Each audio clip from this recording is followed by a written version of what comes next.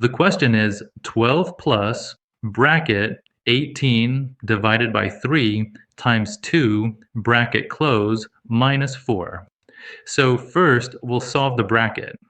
Inside the bracket, if we look from left to right, division comes first. So we'll give it the first priority. The second priority goes to multiplication. So now let's solve the bracket. So inside the bracket, first is 18 divided by 3. So we'll solve this.